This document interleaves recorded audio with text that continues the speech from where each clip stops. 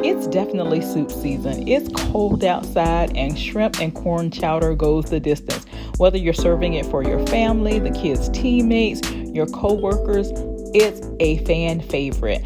And you'll start with some potatoes, 6 red potatoes, a half of an onion, white onion, and in your soup pot, you're going to have 2 tablespoons of butter, followed with 2 tablespoons of minced garlic. Get those boiling down before adding in your onion there, and you're going to add in the entire ingredients of the onion so that they sweat down a good little bit before adding in 2 cups of your chicken broth or your chicken stock, whichever one you prefer. But getting that base going and adding those potatoes in, and you're going to put all of them in because they need to start cooking down and getting softened. And while they're boiling, you're going to sweat up some green onions to bring in some additional flavor. Put that into your soup pot, followed by the corn. Now you can put in 1 cup of corn or 2 cups of corn, and I had a lot of corn there, but I'm not a big corn person, so I just put in half of the ingredients, which ends up being like a cup. But if you love corn, you could put corn in.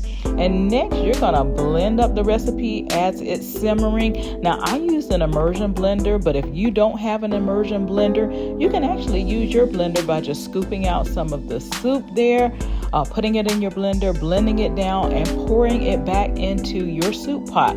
But the immersion blender allows it to stay in the pot and just simply turn it into soup right there. So I just love it, and you just see how I'm just going up and down so that it ends up blending a good little bit of the potatoes. So anyway, about 1/4 of your soup is what you're going to be doing there until it gets a creamy chowder consistency. And then once it's creamy like the chowder, you take out the immersion blender or whatever you're blending, you can put it back in and then make sure it's mixed all together. So cream it all up there and blend it so that as it's cooking down, it all blends in well together.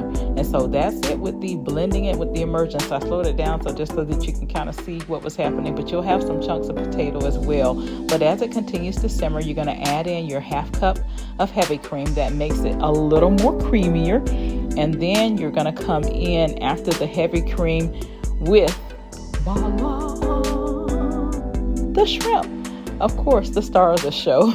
So I do a whole shrimp, and I have some cut up pieces of shrimp. And you don't have to do that. If you prefer whole, you can leave it like that. But I just like to get shrimp in every bite. And by cutting up some of the shrimp, it allows that to happen. So I'm just kind of slowing it down there so you can kind of see how that looks.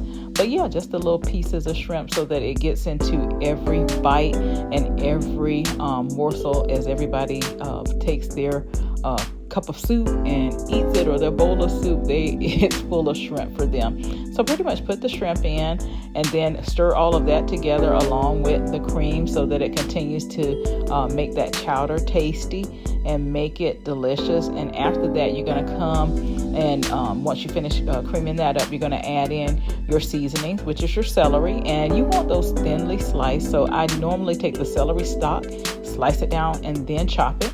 Add in a dash of thyme, doesn't have to be a whole bunch, and then red pepper flakes. And this is optional, so that's why I said a sprinkling, because it makes it really peppery and spicy. So if you don't like that, don't do that. But 3 to 5 strips of bacon, just to give it that additional flavor. That's why I was saying don't salt your shrimp, because it'll be enough salt in it, especially with the bacon. Ladle it up, and you have your soup.